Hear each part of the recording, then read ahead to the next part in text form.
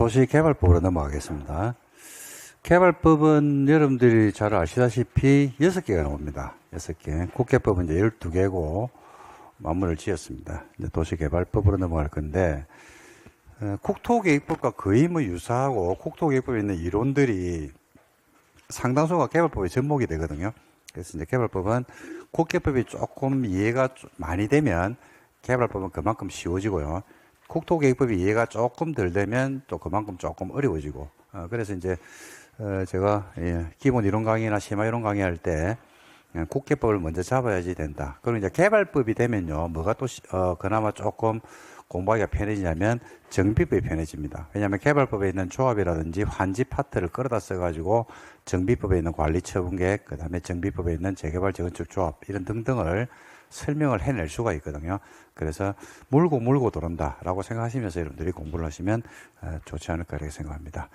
자, 그래서 이제 개발법인데, 이제 개발법도 공부할 때가 됐죠. 제가 이제 여러분들에게 말씀드리기를 상반기에는 국토개발에 초점을 맞추셔야 되고, 그 다음에 봄에서 여름으로 넘어갈 때쯤 돼서 뭘 하시라고 말씀을 드렸을 거냐면 개발과 정비를 하시라고 말씀드렸을 거고, 완전 여름이 되면, 지금 완전 여름은 아니죠, 아직까지. 그죠? 아직까지 긴팔 입은 분도 계시고 반팔도 계신데, 전원이 반팔 입었을 때, 내지는 낮 입고 다닐 때가 있거든요. 런닝 입고 다닐 때, 그때 건축주택을 하셔야 됩니다. 그리고 이제 다시 긴팔로 바뀌거든요. 그죠? 그러면 그때는 이제 6개를 다 하셔야 돼요. 국회법, 개발정비, 건축주택 이렇게 다 하셔야 돼요. 그러고 나서 이제 시험 치러 가시는 겁니다. 공법은 이 단계로 하면 양이 그렇게 많다라고 느끼지는 않거든요. 근데 이제 처음부터 전체를 다 흡수하려고 하면 굉장히 부담스럽고 양도 많고 내용도 굉장히 어렵습니다. 근데 이제 하나하나씩 깨나가는 작업을 하시면 좋지 않을까. 그리고 하다가 어렵죠. 정 어렵죠. 그럼 안 해도 돼요. 특정법이 어려우면 안 해도 상관없죠. 상관없잖아. 왜? 100점 받는 시험도 아닌데 뭐. 정 어려우면 안 해도 됩니다. 그래서 예를 들어서 건축법 공부하는데 와, 막 건물에 깔리는 꿈꾸고 막 그런 경우 있거든요. 그러면 건물에 깔리면 안 되니까 하지 마세요. 안 하셔도 됩니다. 안 하고 건축법은 이렇게 찍으면 돼요. 그리고 그 중에서 꼭 나오는 거 한 두세 개 있거든요. 그것만 찍어서 공부하고 나머지 그냥 이렇게 찍으면 돼. 그러면 마음도 편안하고 양도 줄이고 건물에 깔리는 꿈도 안 꾸고 이래 됩니다. 근데 건축법을 건물에 깔리는 꿈을 갖다가 꾸어서 건축을 포기하고 나면 재개발에 또 여러분들 깔리는 꿈 꿀 거고요. 계속 꿈은 반복적으로 찢어야 될 겁니다. 그래가지고 나중에 할 게 없어지는 그런 현상도 발생하니까 하다 정 안 되면 제가 포기하시라 이 말입니다. 그래서 공법은 나오는 개수가 정해져 있으니까 공법뿐만 아니라 다 그렇죠. 나머지 법도 그렇잖아요. 그죠? 그 개수가 정해져 있으니까 그걸 잘 활용하시는 것도 절대평가 시험의 굉장히 좋은 장점 내지는 지혜롭게 대처하는 방법이다라고 말씀을 드립니다. 그래서 이제 그렇게 하면 저한테 물을 와요. 어떤 법을 포기할까요? 이런 물을 오는 분들이 있거든요. 그래서 그거는 그런 질문을 직접적으로 바로 하는 분들이 의외로 많습니다. 그래서 그런 질문하면 상당히 제가 당황할까요? 당황 안 할까요?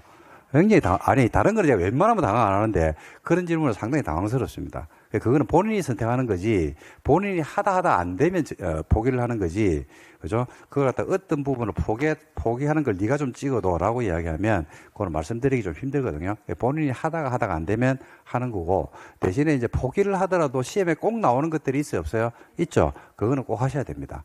예를 들어서 우리가 이제 건축법에도 꼭 나오는 게 있고 정비법에도 꼭 나오는 것들이 있거든요.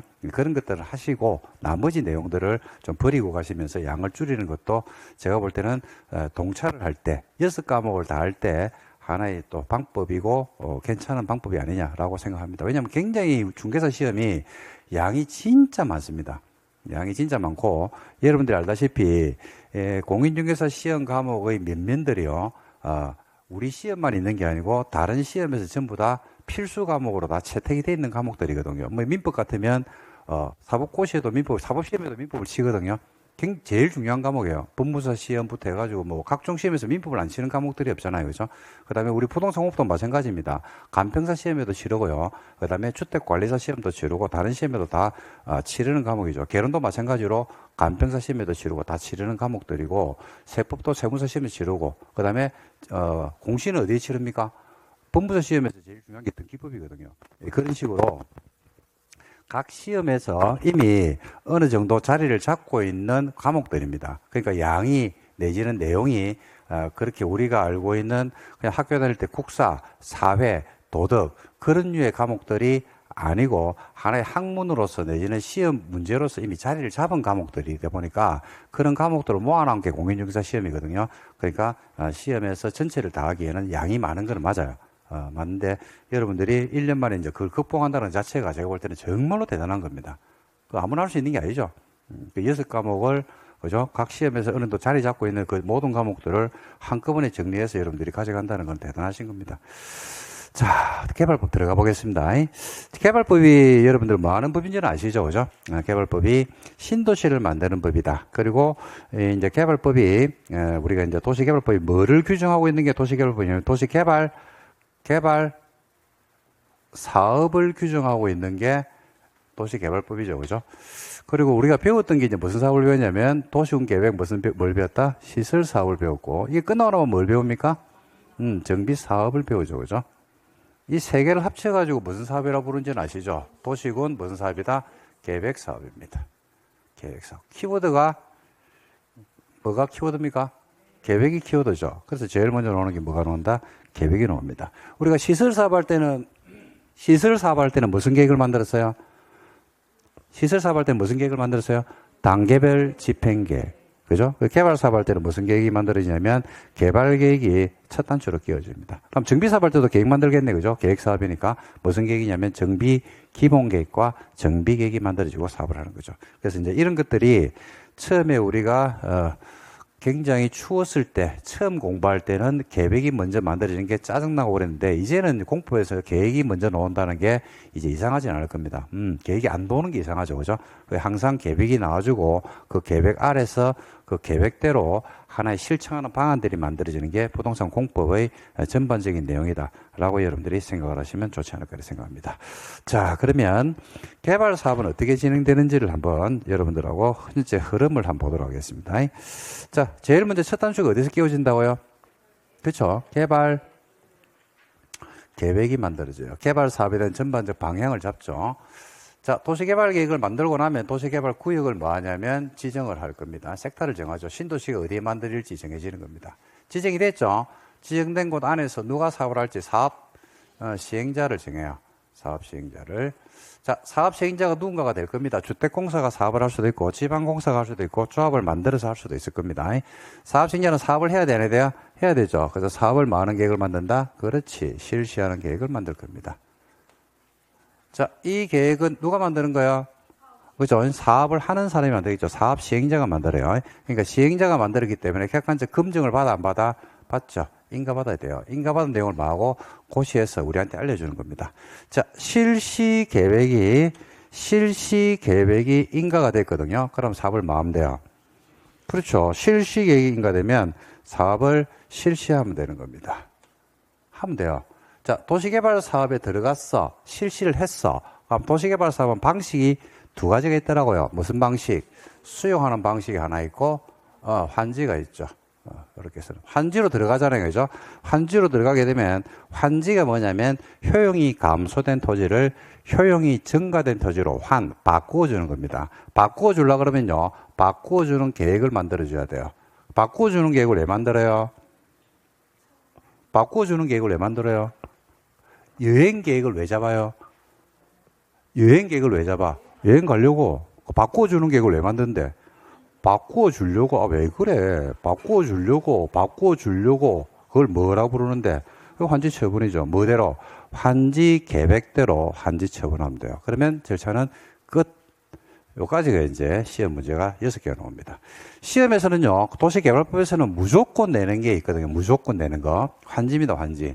환지는 작년에 2개 나왔는데, 1개 이상은 무조건 안 내면 출제 오릅니다. 제시 치러야 돼요, 제시. 반드시 내는 거니까 꼭 기억하셔야 되고, 도시개발법은요, 우리가 치르는 6개의 법률 중에서 가장 시험 문제가 정형화된 곳에서, 정형화된 곳이라는 것은 기출 문제에서 틀이 벗어나지 않고 나오는 게 도시개발법입니다. 그러니까 다른 법들은 간혹 가다가 10년에 한 번씩 또는 20년에 한 번씩 이상한 문제들이 킬러 문제가 툭툭툭 떨어지는 경우들이 제법 되거든요. 근데 그 확률이 제일 작은 게 어디냐면 도시개발법입니다. 이 도시개발법은 예측 가능 범위 안에서 6개가 거의 대부분이 다 나온다고 보시면 돼요. 간혹 가다가 한 개 정도가 벗어나요. 간혹 가다가 한 개 정도.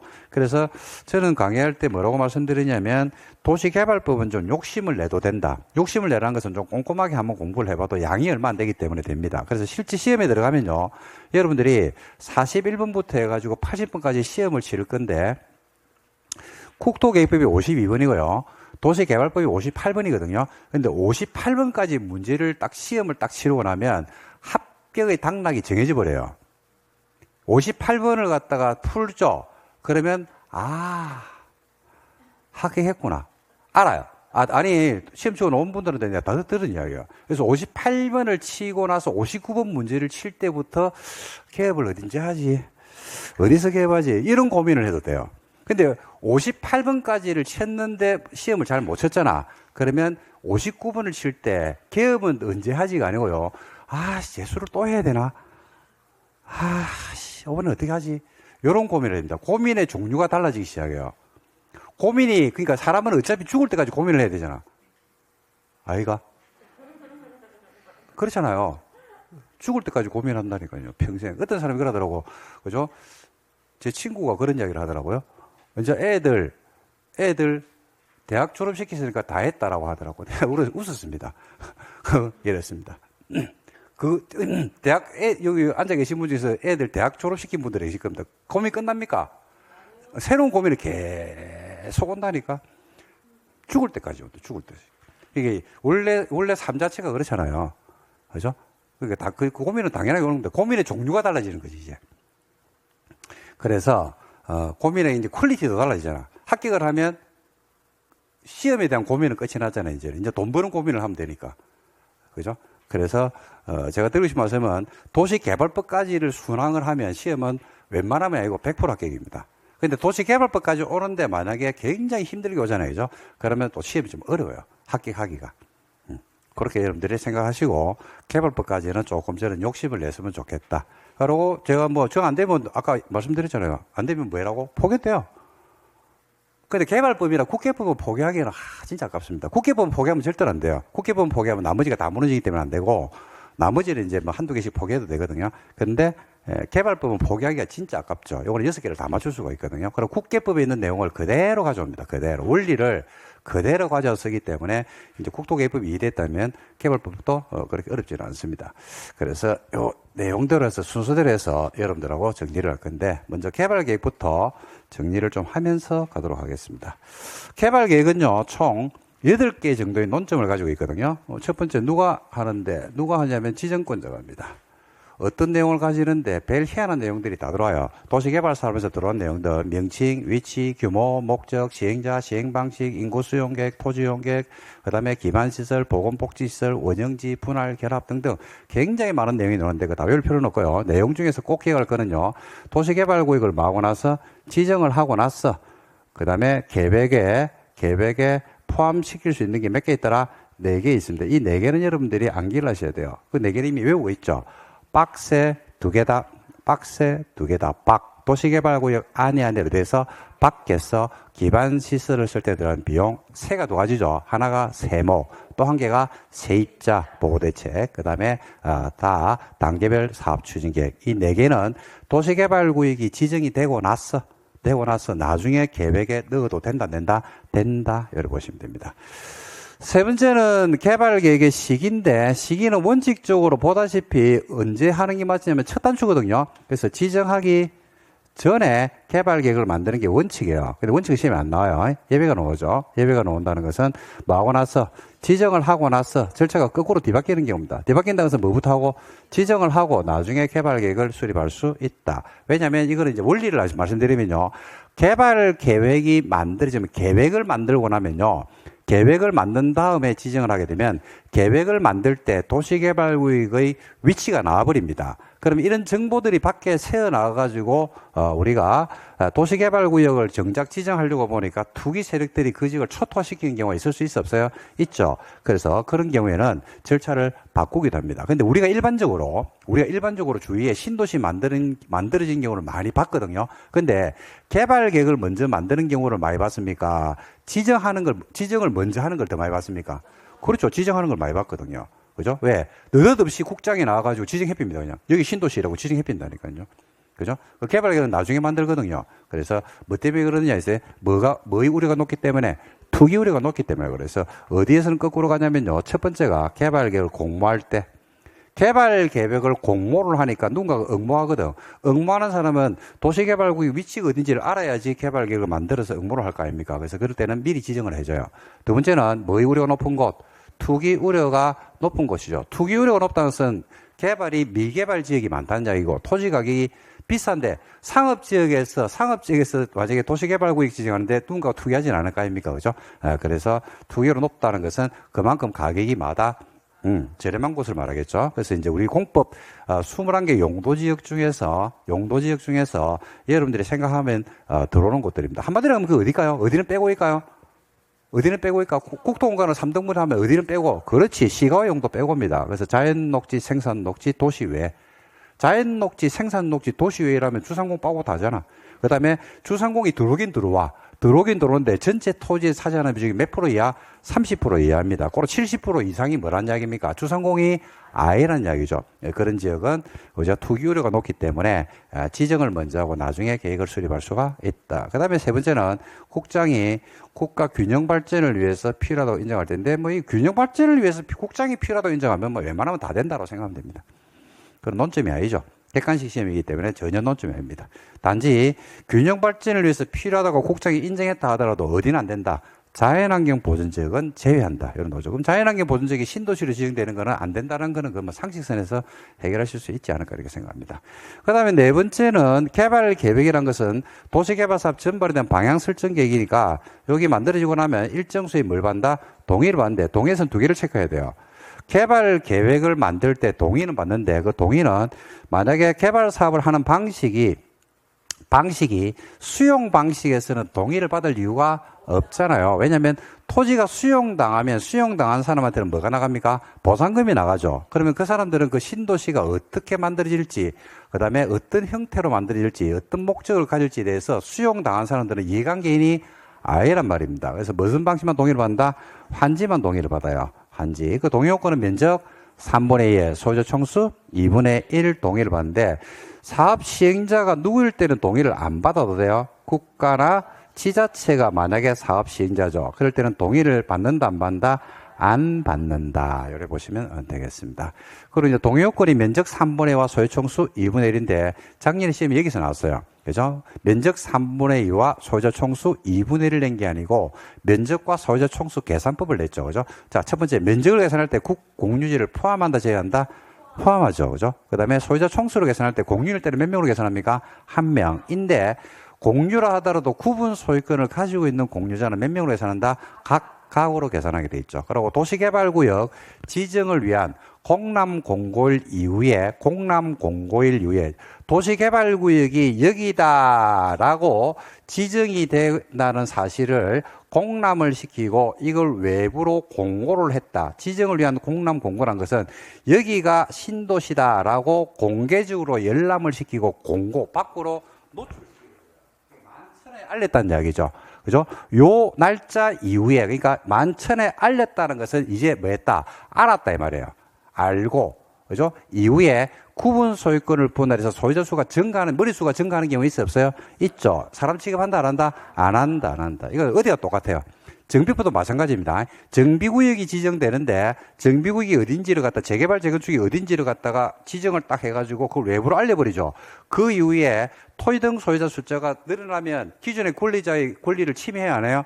하겠죠. 왜냐하면 도시 정비구역이 지정될 때 조합원이 예상되는 조합원이 토지 등 소유자가 1000명이었는데 그 이후에 토지를 분할하든지 거기에다가 나대지에다가 다세대를 짓든지 아파트를 짓든지 공동주택을 지어가지고 토지 등 소유자 수가 늘어나게 되면 토지 면적은 재개발 재건축의 면적은 똑같은데 나눠 먹어야 될 사람들이 많아지면 피자가 피자를 먹을 사람의 인원수가 정해지는데, 그죠? 피자를 시키고 나니까 다른 사람들도 들어가지고, 그렇게 하게 되면 내가 먹을 피자가 준다니까요. 그럼 권리가 침해되니까 돼, 안 돼? 안 되죠? 그러니까 똑같아요. 요 시점. 이 정비법에 가면 뭐로 표현하냐면, 정비구역 지정을 위한, 그죠? 공람 공고일 이유. 똑같이 표현합니다. 그죠? 그걸 갖다가 뭐라고 표현하냐면, 지정이라고 표현해요, 지정이. 그죠? 그 다음날 이후에 권리자가 늘어나면 그 사람 취급한다, 안 한다? 안 합니다. 안 줍니다. 그리고, 관리처분계획에도 넣어줘. 관리처분계획에도 별도로 그때는 청산해버리고 만다. 이런 식으로 표현하고 있거든요. 그게 원리가 어디서 가져오냐면 여기서 가져오면 돼요. 그래서 요때 이유는 안 된다. 그리고 권리를 양도하는 경우들이 있을 수 없어요? 있죠. 양도했을 때 권리자가 만약에 양도를 했다라고 한다 그러면 공람 공고일 이후에 만약에 양도를 했다 그러면 의사를 갖다가 양도인 의사를 기준합니까? 양수한 사람의 의사를 기준합니까? 양도인 의사를 기준하고 그것도 똑같아요. 정비법과도 마찬가지죠.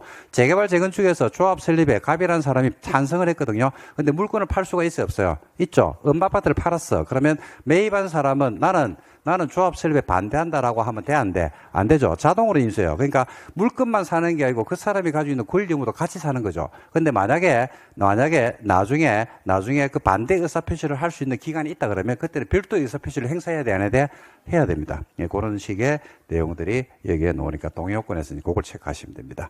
나머지 5번째에서 개발 계획이라는 것은 도시 신도시 안에서 헌법적 역할을 담당하거든요. 신도시 안에서. 그렇다 보니까 그 지역 안에 있는 기본계획이 만들어졌다든지 그 지역 안에서 광역도시계획이 만들어져 있다 그러면 개발계획이 광역기본계획을 위반하면 돼, 안 돼? 안 되죠. 그 다음에 6번째로 복합기능도시라는 게 있습니다. 복합기능도시, 그러니까 도시 설계를 할 때 개발계획에 대한 설계를 할 때 복합기능이라는 것은요, 주거기능만 딸랑 넣지 말고 주거, 생산, 교육, 유통, 심지어 위락기능까지 넣어가지고 도시가 살아 숨쉬는 도시가 되게끔 해야 되는데 복합기능 도시가 되게끔 설계하는 규모가 있습니다. 면적이 얼마 이상? 330만이죠. 330만 제곱미터 이상이면 복합기능 도시가 되게끔 설계를 해야 된다. 그리고 개발계획도 계획이다 보니까 기준은 누가 정하냐면 국장이 정한다. 뭐 이런 내용들이 개발계획 안에 들어와 있는 내용입니다. 재작년에 시험 문제가 나왔습니다. 둘 다. 자주 냅니다, 이것도. 그래서 그거만 먼저 체크하고 지정 파트로 넘어가도록 하겠습니다. 자, 볼까요? 누가 만다고 돼 있어요? 지정권자가 출작. 자, 참고로 도시개발법에서는 좀 이따 배울 건데 지정권자가 모든 권한을 행사를 다 합니다. 도시개발법에서는 모든 권한을 누가 행사한다고요? 지정권자. 조합 설립인가 누가 합니까? 지정권자. 끝나고 나서 준공검사 누가 합니까? 지정권자. 사업시행자 지정도 누가 합니까? 지정권자. 개발계획도 누가 수립해요? 지정권자. 실시행가 누가 하고? 지정권자. 원형지 공급 승인도 누가 하고? 지정권자. 토지 상환 채권에 대한 승인도 누가 하고? 지정권자. 됐죠? 모르겠다 이러면 다 지정권자 하면 돼요. 유일하게 아닌 게 딱 한 개가 있는데 그게 바로 환지계획인가입니다. 환지계획을 만들면 환지계획의 인가를 받거든요. 그거는 지정권자가 아니고 누가 한다? 시군구에서 합니다. 환지계획을 만들어서 환지계획 인가를 받거든요. 그거는 누가 한다고요? 시군구. 나머지는 몽창구리 누가 한다고요? 지정권자. 그죠? 알고 있죠? 알고 계신 겁니다. 자, 개발계획은 다음 사항에 포함된다. 다만 14, 15, 16, 17에 해당하는 것은 뭐하고 나서? 지정하고 나서 포함시킬 수 있다. 4개. 4개 뭐라고요? 따로 컬러로 표시해놨죠. 뭐라고? 박스에 2다. 도시개발구역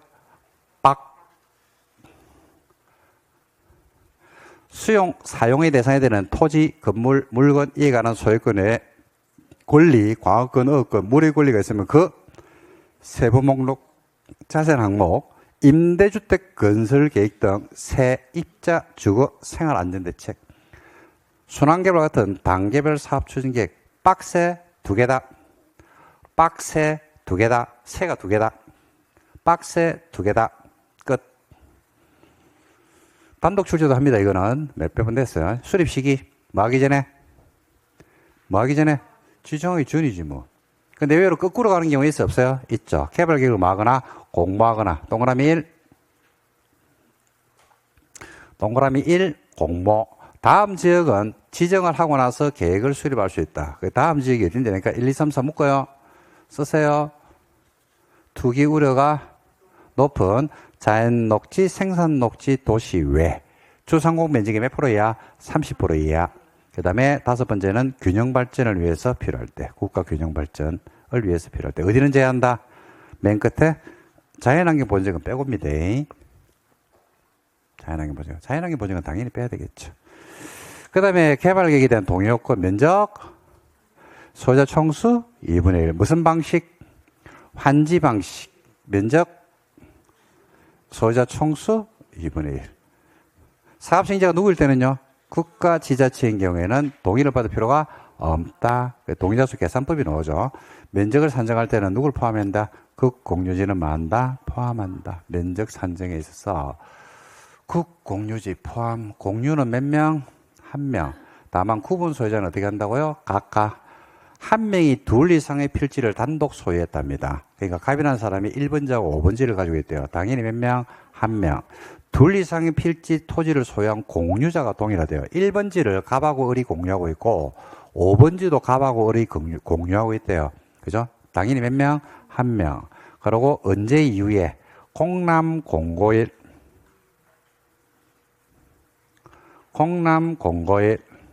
네모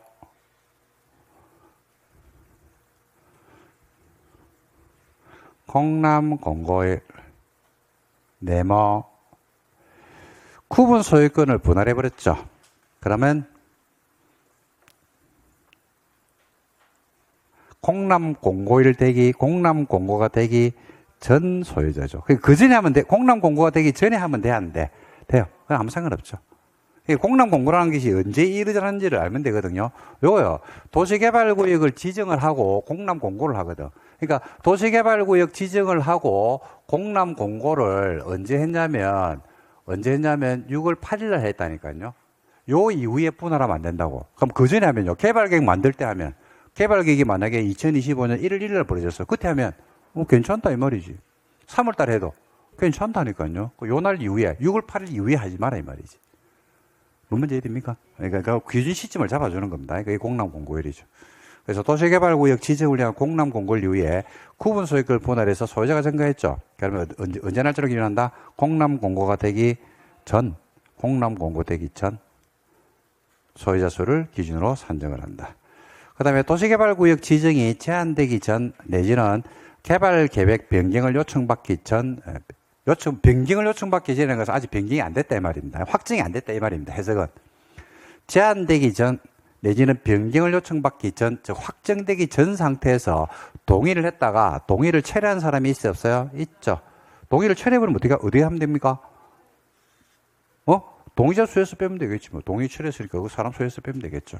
근데 여기서 포인트는요, 동의를 철회하면 동의자 수에서 제외한다. 이렇게 그냥 알고, 대충 알고 시험장 가는 분들 의외로 많아요. 그게 포인트가 맞을 수는 있는데, 그보다 더 포인트는 뭐냐면요, 뭐 되기 전에, 확정되기 전에, 아직까지 시험 문제는 안 나왔는데, 요거 내면 다 틀릴 겁니다. 도시개발구역 지정이 제한된 후, 또는 개발구역에 대한 개발계획이 변경되고 나서 동의를 철회하더라. 동의자 수에서 빼버린다. 이렇게 되면 수험생들은 동의 철회하고 동의자 수에서 빼는 것만 봅니다. 글자를 안 봐요. 해석을 안 한다 이 말이지. 그러니까 이 말의 해석은 뭐냐면 뭐 되기 전에 확정되기 전이죠. 그러니까 이게 상식이거든요. 우리가 어디에서 여러분들 개모임에서 내지는 가족모임에서 동의를 하잖아. 에? 그 동의를 했다가 동의를 철회할 수 있어 없어요? 있죠. 근데 언제 철회해야 돼요? 확정되기 전에 철회해야지. 예를 들어서 주말에 이번 주 이제 주말에 있었는데 가족들하고 외식을 하기로 했어요. 근데 외식을 하는데 뭐 의견이 분분한 거야. 누구는 뭐 고기 먹으러 가자, 누구는 회 먹으러 가자, 누구는 그냥 그죠? 뭐 다른 거 먹으러 가자 등등 의견이 분분할 수 있잖아요. 그죠? 그러면 누군가 의견이 모아지겠죠. 뭐 아버지가 2표를 행사하고 엄마가 1표를 행사하고 뭐 엄마가 2표를 행사하겠지 물론. 아버지는 0.5표를 행사하고 애들은 1표씩 행사해가지고 어디 뭐 가자라고 할 수 있잖아. 그죠? 근데 그걸 처리할 수 있어 없어요? 있죠? 있죠. 근데 언제 처리해야 돼? 뭐 밥 먹기 전에 해야지. 가가지고 시켰거든. 고기를 시켰거든. 그러니까 하는 자기가 갑자기 아버지가 해 먹어야 되는데 라면서 그러는 거지. 그 분위기 다 좋아지는 겁니다. 그거. 아니 우리 모임 가면 그런 사람들이 있다니까. 다수결로 정해지면 그냥 끝나는 거야. 먹기 싫으면 네가 안 먹으면 돼. 괜히 나머지 먹는 사람들도 분위기 이상하게 하면 안 되잖아. 그리고 만약에 하고 싶으면 충분한 의견을 갖다 언제 내야 돼? 하기 전에 내야 된다니까. 하기 전에. 정확하게 의사표시를 해야지. 처음에는 의형부형 그냥 막 혼자서 꿍꿍꿍 하다가 괜히 혼자 나가가지고 중얼중얼 하면서, 그죠? 전체 분위기 엎치는 사람이 있다니까. 그러면 안 된단 말이에요. 그게 언제 해라고? 여기서 포인트는 뭐냐면 확정되기 전에 동의를 철회하면 그때는 어떻게 된다? 확정되고 나면 철회 못 합니다. 그 다음에 도시개발구역이 지정이 제한되는 후부터 개발계획이 수립되기 전이죠. 이것도 맞아요. 개발계획이 뭐 되기 전에 수립되기 전에 확정되기 전이다 이 말이에요. 해석을 하면. 소유자가 바뀌는 경우가 있어요. 확정되기 전 상태에서 소유자가 바뀌는 경우 있죠. 가별에게 양도하는 경우 있잖아요. 그죠? 그럴 때는 누구를 기준합니까? 그죠? 기존 소유자 동의서죠. 양도한 사람. 그리고 양도받은 사람이 아직 확정이 안 됐어. 그러면 처리할 수 있어 없어요? 있죠. 자, 여기서 요 6번하고 7번을 내 결합할게. 6번, 7번을 결합할 테니까 봐봐요. 아직까지 이런 문제는 안 나왔는데, 자, 놓을 수 있어요. 자, 6번, 7번을 내 결합해 볼게. 잘 들어봐봐. 갑이 을에게 권리를 양도했다니까요. 근데 아직까지 확정은 안 됐어. 자, 이 상태에서 철회할 수 있어 없어? 그렇죠. 이 말이에요, 이 말. 자, 양도를 했잖아. 그럼 누구 의사를 기준한다? 야가 찬성을 했어. 그럼 누구 의사를 기준한다? 갑의 의사를 기준해요. 그럼 을도 뭐 한 거예요? 찬성한 거란 말입니다. 찬성했는데 확정이 안 됐잖아. 그죠? 그럼 찬성을 철회할 수 있어 없어요? 있다 이 말이죠. 뭔 말인지 이해됩니까? 그러니까 뭐냐면 만약에 반대한다 그러면 반대의 별도의 의사표시를 행사해야 돼. 근데 안 하잖아. 그러면 야가 찬성했으면 야도 뭐 한 것으로 본다? 찬성한 거로 보는 거예요. 그러니까 반대할 수 있는데 반대하려고 그러면 어떻게 해야 됩니까? 별도의 의사표시를 행사해라 이 말입니다. 정확하게 나는 이런 의사를 가진다. 반대한다 그러면. 그죠? 우리가 정비표에도 이런 말을 넣어줘. 정비표에도 이런 말을 넣어줘. 추진위원회 구성에 동의한 사람은 조합 설립에 뭐 한 것으로 본다? 동의한 것으로 본다. 단 별도의 의사표시를 행사한 경우에는 그러하지 않다라는 말은 별도 반대하고 싶으면 추진의 구성에 동의했다가 나중에 생각 바뀔 수 있거든. 그럴 때는 별도의 의사표시를 행사해라. 그렇지 않으면 동의한 것으로 본다 이 말입니다. 별도의 의사표시를 행사해야지. 정확하게 내 의사는 뭐다라는 걸 이야기를 해줘야 됩니다. 대충 넘어가지 말고. 뭔 문제 됩니까? 네, 그래서 이렇게 여러분들이 6, 7을 합치면 이런 문장이 나온다라는 말씀을 드리고 싶습니다. 그 다음에 동의는 누구한테 먼저 동의를 받습니까? 사유토지한테 먼저 동의를 받죠. 미달할 때는 누구한테 갑니까? 국공유지 관리청한테 가서 동의를 받으면 됩니다. 그 다음에 동의를 처리할 때는 뭘 씁니까? 인감입니다. 인감. 요 인감 자체로 중요하진 않아요. 근데 이게 이제 어디가 중요하냐면 정비법에 가면 동의할 때 인감이 아니죠. 정비법에서는 자필 서명, 그 다음에 시, 군구한테 금인을 받은 서면 동의서를 제출해야 됩니다. 인감이 아니고. 그게 이제 다릅니다. 옛날에는 재개발, 재건축할 때도 인감을 썼거든요. 근데 인감을 쓰니까 위의 변조가 너무 심해가지고 지금은 시군구한테 인정을 받은 서면 동의서를 제출해야 됩니다. 자, 이렇게 해서 동의 권한을 계산하는 법. 요거는 이제 어디 가면 똑같은 내용이 또 나올 거냐면요. 조합에 동일한 내용이 또 나올 겁니다. 그래서 거기서는 안 볼 겁니다. 이제 조합에서는 안 볼 거니까 체크해 두시면 좋겠습니다. 그 다음에 공모할 수 있죠. 아까 공모할 때는 공모니까 응모하겠습니까? 그죠? 그러니까 공모할 때도 뭐부터 해줬어요? 지정을 먼저 해줬죠. 그죠? 그래서 공모할 수 있고 선정된 자가 사업 시행자 요건을 갖추면 그죠? 응모자를 우선해서 시행자로 지정할 수 있다. 이건 있다 없다 하시면 되겠네요. 기준은 당연히 누가 정한다? 극장이 정한다. 그 다음에 개발계획은 광역기본계획에 위반되면 돼요? 안 돼요? 안 되고 복합기능도시 면적이 얼마면? 330만 이상이죠. 그러면 개발계획을 수립할 때 어이 글자가 빠졌노? 수립할 때 해가지고 누가 글자를 먹었네? 누가 먹었어 이거? 어이 편집 과정에서 때자 이유가 빠져버렸네요. 자, 제가 추가해 드릴게요. 뭐로 넣으면 돼요? 면적이 330만 이상인 개발계획을 수립할 때 복합 기능 도시가 되도록 하여야 한다. 근데 뭐 안 넣어도 되겠네. 의사전달은 충분히 되네.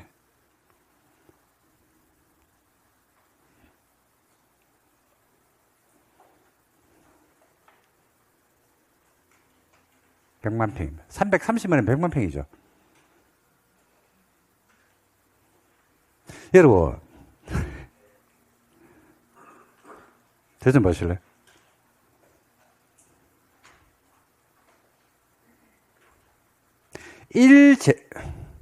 1제곱 킬로미터가 있거든요. 하고 100만 평하고 어느 게 커요?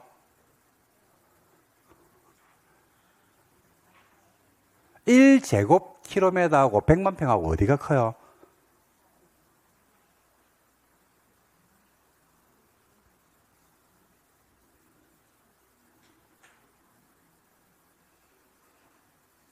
와, 지금 눈빛이, 확신을 가지는 눈빛이 아무도 없다. 아이씨, 뭐라고 이야기했고. 지금 이런 생각이. 아니, 이게 모르구나.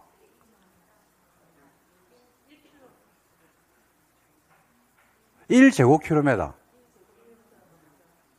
어느 게 커요? 100만 평이 크죠? 아, 근데 이거 모르구나. 100만 평이면 얼마야? 330만 제곱미터.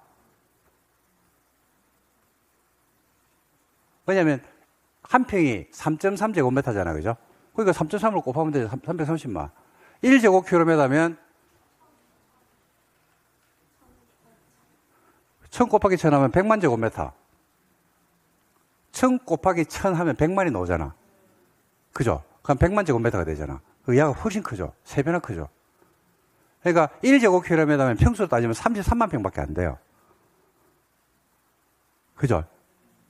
대충 감은 가지고 있어라 이 말입니다. 에? 처음 하는 거 아니잖아.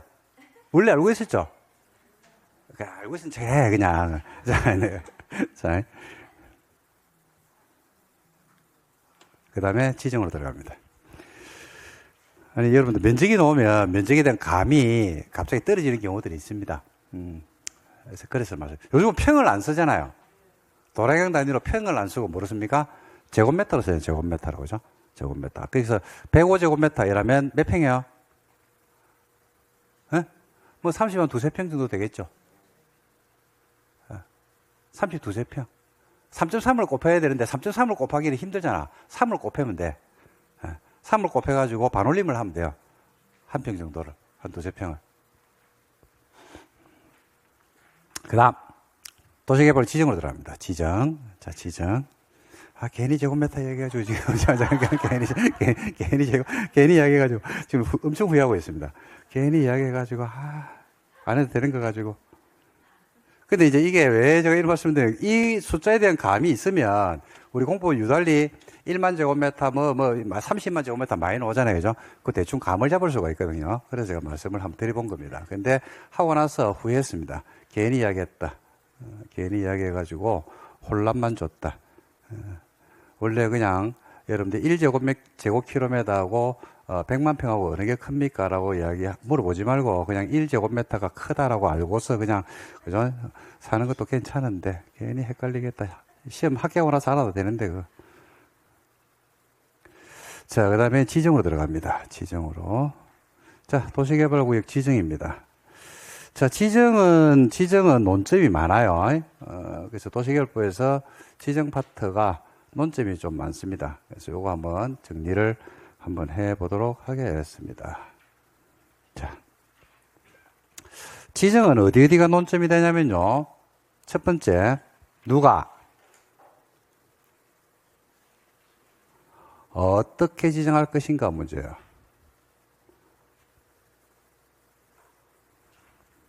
절차겠죠. 누가는 지정권자고 어떻게는 절차가 되겠죠. 두 번째는 어디에다가 어떤 규모로 지정할 수 있는지. 세 번째는 지정했죠. 어떤 법적 효과가 있는지. 네 번째는 지정을 할 때 분할해서 지정하든지 분할된 것을 결합할 수도 있거든요. 분할과 결합의 요건이 있습니다. 어떤 경우에는 분할할 수 있고 결합할 때는 어떻게 결합할 것인지. 그 다음에 지정을 하면 후속 조치가 따라 붙어야 되거든요. 그런데 후속 조치가 안 따라붙죠. 그럼 뭐 할 수도 있다? 해제할 수도 있거든요. 어떤 사유가 있으면 도시개발구역 지정을 해제 없애버릴 것인지 요겁니다. 자, 여기서 이제 누가 어떻게 진행할 건지부터 할 거거든요. 자, 근데 이거는 여러분들하고 정규 강의를 지금 다 듣고서 수업을 듣잖아요. 그죠? 그래서 이미 제가 요약집 수업이나 앞으로 문제풀이나 등등을 할 때, 그죠? 여러분들하고 양을 줄이기 위해서, 여러분들이 또 시험장에 가져갈 때 좀 가볍게 가져가게 하기 위해서 이미 정리가 됐습니다. 도시개발구역 지정은 누가 한다고 배웠어요? 그렇지. 이렇게 자연스럽게 나와줘야 돼. 누가 한다고? 옆으로 지정합니다. 어떻게 지정한다고요? 아래로 해가지고 도시개발구역이 뭐 된다? 지정이 되는 겁니다. 혹시 모르는 분들은 오늘부터 기억해야 돼요. 도시개발구역 지정은 누가 한다고요? 옆으로. 어떻게 지정한다고요? 아래로. 그러면 지정권자가 누구냐? 이거죠. 지정권자는 도시개발구역 지정권자는요, 관리계획 결정권자로서 시도, 대도시가 됩니다. 그리고 시도에게 도시개발 사업을 하자라고 말한다. 요청은 밑에서 하거든요. 그래서 누가 하냐면 시군구가 하고요. 시군구에게 도시개발구역 지정을 말한다. 제안하는데 안을 제시하는 건데 누가 하는 거냐면 사업 시행자가 제안할 수 있습니다. 그래서 도시개발구역은 사업 시행자가 뭘 하면 제안을 하죠. 그러면 제안을 받은 시군구에서 뭐 하면 요청하죠. 그러면 도시개발구역 지정은 관리계획 결정권자인 시도, 대도시가 합니다. 관리계획 결정권자인 시도, 대도시가 한다고 하니까 예외적인 결정권자가 있겠네. 예외적인 관리계획 결정권자 누구 나올 수 있다? 국장이 할 수도 있다. 이렇게 해서 틀을 갖다 딱 잡아놔야 돼요. 그리고 갖다 붙이면 됩니다, 이제는. 그래서 옆으로 이렇게 여러분들이 기억하셔야 되고, 시험 문제에서 다음 중 도시개발구역 지정 권한에 대한 설명이다 등등 이런 말이 나오죠. 그러면 시험지에다가 옆으로 화살표를 옆으로 찍어놓고 보면 보입니다.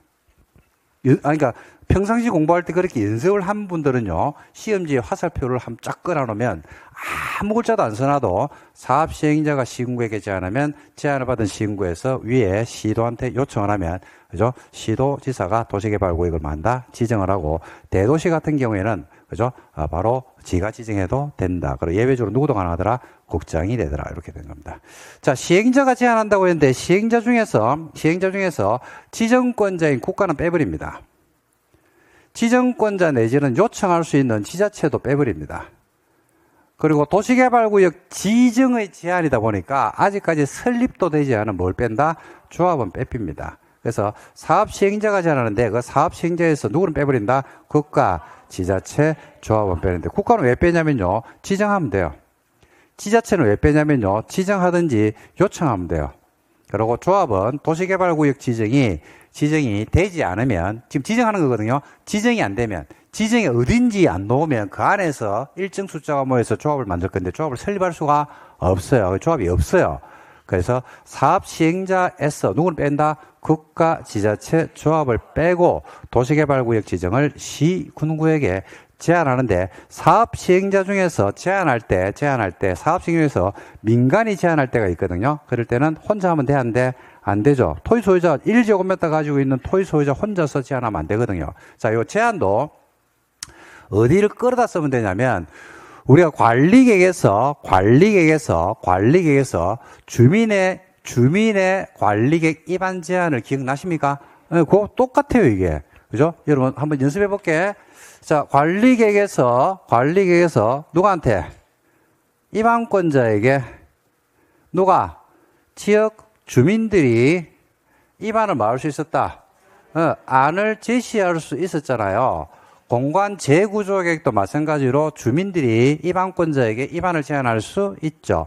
제한할 수 있는 사항이 정해져 있잖아. 기지, 산업, 지구, 입체에 대해서 하는데, 주민이 제한하다 보니까 네 혼자 제한하면 안 되잖아. 그래서 기반시설은 면적 얼마? 5분의 4. 도시공객시설, 입체 복합구역도 얼마? 5분의 4. 나머지는 면적 3분의 1. 제한 들었으니까 고민해, 안 해? 하죠. 고민할 때 도계위 심의를 거쳐서 자문을 거치고 안이 제시됐으니까 그 제시한 안에 대해서 결과 통보해 줘야 될 거 아니야. 며칠? 45일. 네가 제안하는 바람에 위반권자는 기초사하고 의견 듣고 증가 비용이 발생할 수 있으니까 니한테 비용을 부담 시킬 수 있다. 이랬잖아요. 우리 배웠잖아요. 그죠? 그래서 똑같아요. 자, 누가 제한할 때? 민간이 제한하죠, 민간이. 그럼 니 혼자 제한하면 되는데, 안 되죠. 그러면 이 제한권, 시군구는 제한받아가 서류 검토한다고 시간 다 보내빈다니까요. 그러니까 제한의 길은 열어두는 거예요. 열어두는데 장벽은 치는 게 맞다니까요. 우리가 예를 들어서 옛날에 청와대에다가 국민들이 청원을 넣어요. 그러면 정부에서 답을 해주죠. 근데 청원 넣었다고 해서 무조건 해주진 않잖아. 그죠? 일주일인가 뭐 10일인가 안에 30만 명이 동의를 해야지 거기에 대해서 답변을 해주잖아요. 장벽은 친다니까요. 마찬가지예요.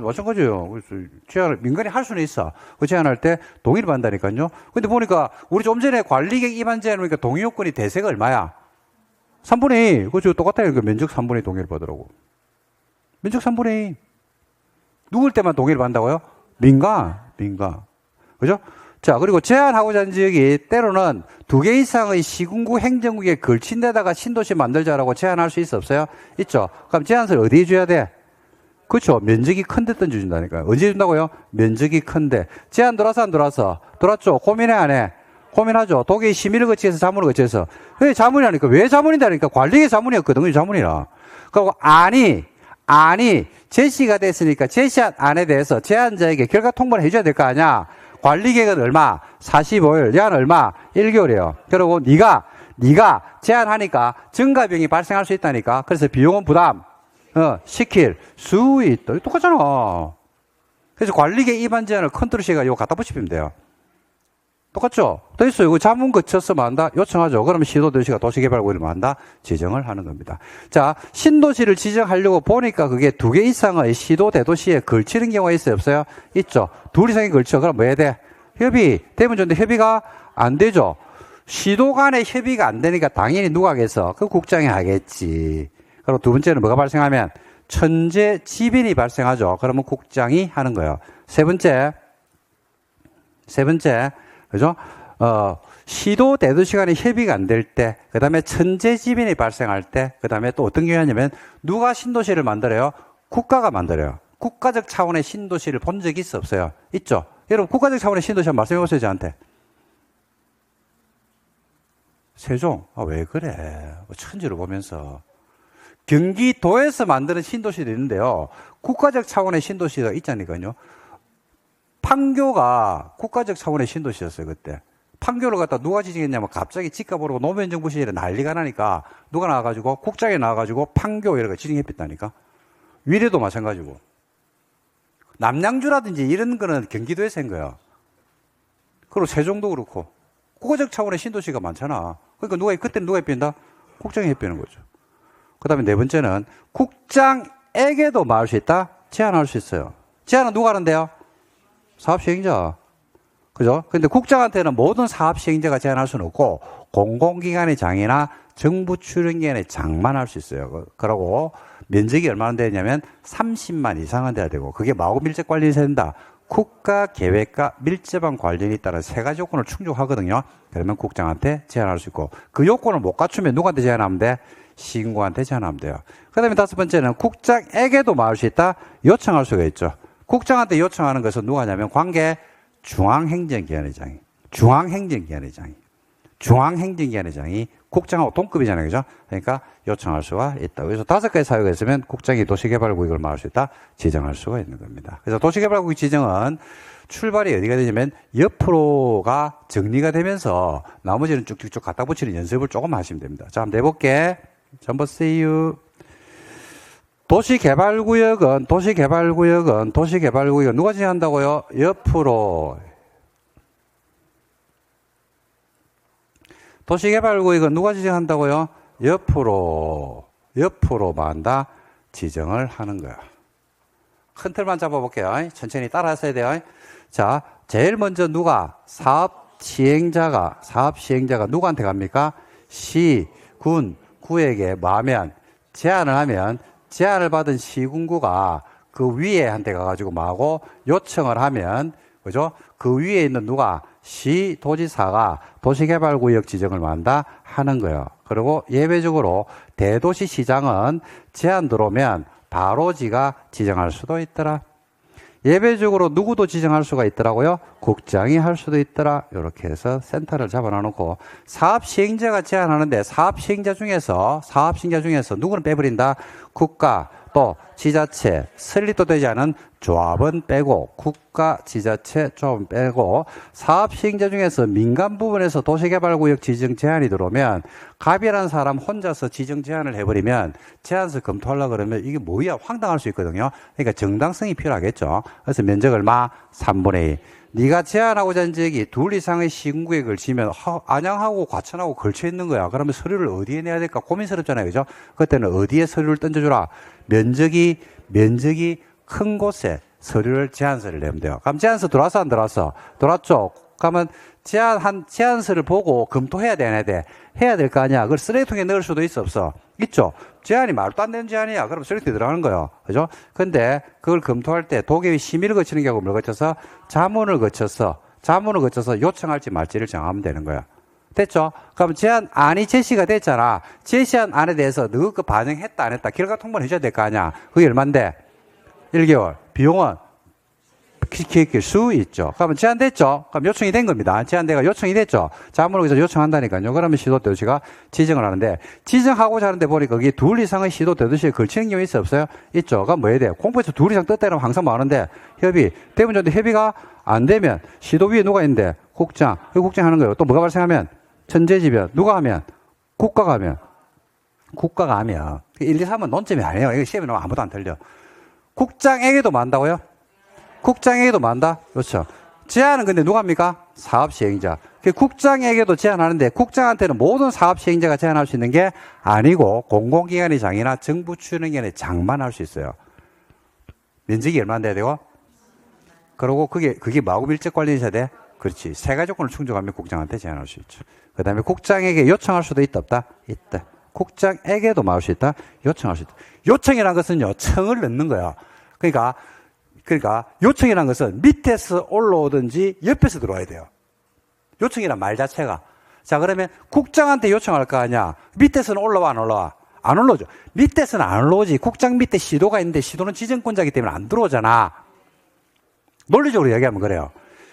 요청이란 말 자체가 공부에서는 청을 요한다. 청을 요구하는 거예요. 이렇게 좀 하자라고 이야기하는 거예요. 그럼 밑에서 올라올 수 있거든요. 그죠? 근데 밑에서 국장 밑에는 누가 있냐면 시도가 있거든. 시도는 지정권자라서 요청을 안 넣어요. 그러니까 누가 들어온다? 옆에서 들어온 거야, 옆에서. 국장 옆에 누가 있는데? 그 같이 국무회의를 하는 아들이 있다니까요. 그 중앙행정기관장이 요청할 수 있죠. 다 했습니다. 이게 답니다. 그래서 이 지정권자를 알아두셔야 됩니다. 됐습니까? 예. 그 다음에, 자, 다시 한번 더 할게요. 그래서 누가 지정한다고요? 옆으로. 다시 한번 더. 누가 한다고요? 옆으로. 누가 한다고? 옆으로. 누가 한다고? 누가 한다고? 계속 따라해라. 나는 안다. 나는 시험 안 친다. 시험 치는 사람이 계속 따라야 됩니다.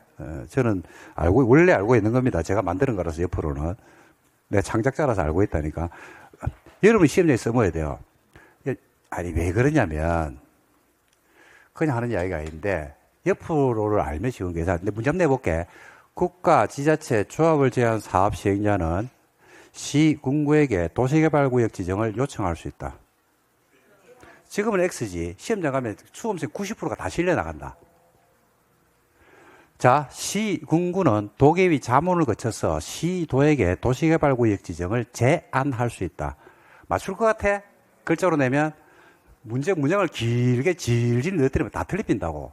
근데 이 그림을 알고 있으면요, 절대 안 틀린다고. 거쳐가는 거, 제안, 요청, 지정. 아니, 자연스럽게 있는데, 그러면 치면서 뭐야? 이러면서 팍팍팍 꺼 나간다니까요. 조심하시라, 이 말입니다. 아시겠죠? 그 다음에 어떻게 지정한다고 배웠어요? 아래로. 어떻게 지정한다고요? 아래로. 그래서 도시개발구역 지정이 관리기초에서 똑같죠? 제일 먼저 뭐하고? 그 다음 뭐하고?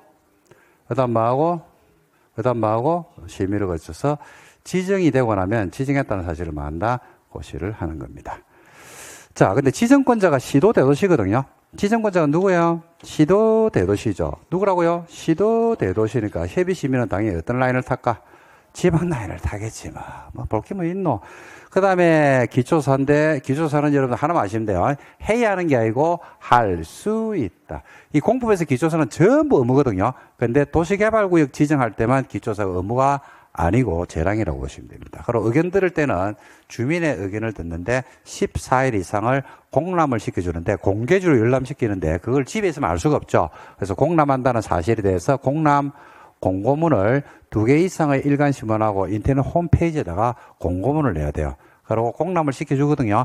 그러면 14일 안에 공람을 지금 14일 안에 의견을 내면 돼요. 그리고 그 의견에 대해서 나중에 30일 안에 결과 통보를 해주면 됩니다. 공람 공고문을 낼 때 2개를 체크하셔야 되는데 2개 이상의 일간신문하고 인터넷 홈페이지에다가 공람 공고를 내는 게 원칙입니다. 원칙인데 그 신도시 면적이 작아요. 작아요. 얼마? 10만 이하라. 10만이면 몇 평이에요? 이런 것 때문에 이제 평수를 알면 편하거든. 몇 평? 3만 3천 평입니다. 10만 제곱미터면 커요, 작아요? 작죠. 우리가 뭐 여러분들 재개발 재건축 같은 데 가보면 5천 세대, 아파트 단지 신도시에 가보면 3천 세대 이런 것들도 10만 제곱미터가 훨씬 넘거든요. 그죠? 그래서 면적이 작잖아. 그러니까 이런 경우는 일간신문에 공고할 필요가 없고, 어디 한 데더라? 지자체 공보에다가. 일간신문에 공고해가지고 대한민국 전 국민이 알 필요는 없고 지자체 공보해도 된다. 그리고 면적이 100만 제곱미터 이상인 경우가 있을 수 있어 없어요? 있죠. 좀 크잖아요. 그죠? 이럴 때는 공람 기간이 끝나고 나서 공청회를 개최하여야 한다. 이런 겁니다. 그리고 지정하고 고시하는데 원래 시도 대도시가 하기 때문에 협의는 누구하고 협의하게 되어 있냐면 관계 행정기관의 장과 협의하고 지방도시계획원의 심의를 거치면 됩니다. 그런데 시도 대도시가 지정을 하면서 협의하는 게 국장과 관계 행정기관의 장과 협의하면서 국장과 추가적으로 협의를 하는 경우도 있어요. 그러니까 국장과 협의한다는 것은 그 내용이 일반적이겠습니까? 중요하겠습니까? 그렇죠, 그렇죠. 그래서 어떤 경우에 국장과 협의하냐면 개발계획에 국가계획을 포함할 때는 국장과 협의를 해야 돼요. 그리고 두 번째는 면적이 얼마 이상이면 옛날에는 100만 이상일 때 국장과 협의하라고 했거든요. 근데 면적을 50만으로 지금 바꿔놓고 있습니다. 면적이 얼마라고요? 50만 제곱미터 이상이면 그때는 국장과 뭐해라? 협의를 하고. 이게 뭐 말이냐면 지자체장이 신도시를 정하는데 그 면적이 50만 제곱미터 이상일 때는 국가의 통제를 받을 수 있게끔 지자체장이 알아서 할 수. 그러니까 옛날에는 얼마까지는 지자체장이 알아서 했냐면 100만 미만까지는 다 알아서 했어요. 그러니까 수도권에 특히 경기도에서 지어졌던 신도시 중에서 면적이 100만 이하짜리는 전부 다 시도의 자율적 권한이었어요. 국장 통제를 안 받았습니다. 근데 그게 이제 여러분들 알다시피 좀 문제가 됐죠. 성남에서. 그죠? 대장동 사건. 그것 때문에 문제가 되는 바람에 그때부터는 100만에서 면적을 얼마로 낮춰놨다? 50만으로 낮춰놨다. 이렇게 여러분들이 보시면 되겠습니다. 그런 등등의 내용들이 있습니다. 자, 볼까요? 누가 지정한다고? 그렇죠. 시도, 대도시. 옆으로입니다. 맞습니다. 지정권자는 옆으로. 적어 놓을래요? 지정권자에다가. 이렇게. 해가지고, 옆으로 이러면 됩니다. 그럼 여러분은 알죠? 여러분 책을 훔쳐간 사람은 모르겠죠? 도산에서 책 보는데 요약집 줄 다 쳐놔놓고 막 했는데 훔쳐갔어. 아니, 그런 경우가 있습니다. 노트 정리를 했는데 노트를 분실한 것이. 한 달 걸리가 노트를 정리했는데 분실한 것이. 그럼 진짜 멘붕 빠집니다. 근데 이 책을 가져간 사람이 옆으로 해놓으니까 뭐야, 이거. 이러겠죠. 옆으로.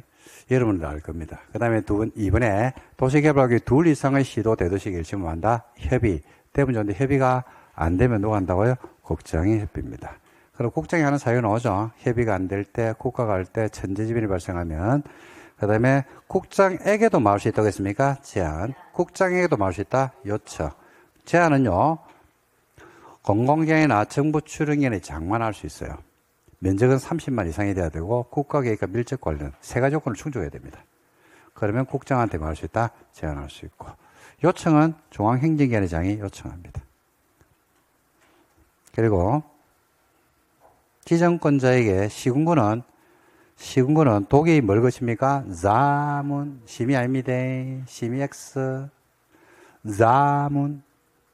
지정권자인 시도한테 요청할 수가 있다. 제안. 누구를 빼고? 국가, 지자체, 조합을 빼고 사업시행자는 시군구 제안할 수 있다. 면적이 30만 이상인데 공공기관의 장애나 정부 출행의 장애가 좀 전에 했죠. 국가 계획과 밀접한 관련이 있으면 누구한테 제안합니까? 국장한테. 나머지는 일반으로 가야 되겠죠. 시, 군구한테 제안을 하면 되죠. 그 다음에 민간사업시행자가 제안할 때 동의요건 면적 얼마? 3분의 1. 누굴 때 동의를 받아요? 민간일 때 받겠죠? 민간일 때 받습니다. 시험에서 어떻게 놓은 줄 압니까? 지방공사가, 주택공사가 도시개발구역 지정을 제안할 때는 면적 3분의 2 동의를 받아야 한다. 지방공사나 주택공사는 동의 안 받습니다. 누굴 때만 동의를 받아요? 민간일 때만 면적 3분의 2. 여기서 면적 3분의 1을 계산할 때는 지상권자를 포함한답니다. 그리고 제한하고자 하는 지역이 2개 이상의 시군구 행정구역에 걸치는 경우가 있어요? 없어요? 있죠. 그럴 때는 어디에 서류를 내야 된다? 면적이 큰 지역의 시군구역에 서류를 내면 돼요. 결과 통보기간은 얼마입니까? 1개월. 비용은 부담시킬 수 있다. 이렇게 정리하시면 됩니다. 지정 절차에서 지정 절차를 어떻게 합니까? 그렇죠. 그렇지. 아래로 해가 적어 놓으실래요? 제일 먼저 뭐하고, 그 다음 뭐하고, 그래서 관리계획 절차, 기본계획, 광역기 절차 다 배웠기 때문에 쉬워요. 자, 국장 시도는 지정권자죠. 도시개발구역지에 대한 주민 의견을 들 때는 관계 서류 사본을 시군구에게 송부한다. 송부를 받은 시군구는 주민 의견을 들을 때는 2개 이상의 일간 신문하고 인터넷 홈페이지에 공고하고 14일 동안 공람을 시키면 돼요. 그런데 다만 면적이 얼마더라? 10만 제곱미터 미만입니다. 미만인 경우에는 미만이 이하 아니네. 이하가 아니네. 미만이네. 일간 신문에 공고하지 않고 해당 시군구 공고와 인터넷 홈피에다가 할 수도 있다 없다? 있다. 일간 신문에서 안 해야 됩니다. 그리고 면적이 얼마 이상이면 100만 이상이죠. 100만 이상이면 공람이 끝나고 나서 공청회를 개최할 수 있다가 아니고 하여야 한다. 그 다음에 협의 시민을 라인을 타고 갑니다. 관계 행정기관의 장과 협의하고 지방도시의 시민을 거치는데 다음 사유에 해당하면 국장과 뭐 한다? 추가 협의입니다. 적어 놓을래요? 추가 협의입니다, 여러분. 관계 행정기관의 장과 협의하면서 박스에 있는 2가지 사유가 있으면 국장과 뭐 한다? 추가적으로 협의를. 그러니까 중요한 사항이겠죠. 뭔데? 그러니까 면적이 얼마? 50만 이상. 100만 아닙니다. 개정했죠? 그 다음에 뭘 포함하고 있더라? 개발 계획이 포함되어 있죠. 그러면 국장과 해라.